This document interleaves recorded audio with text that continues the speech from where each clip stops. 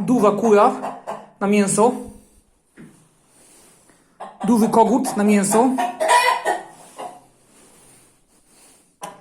2 króliki na mięso.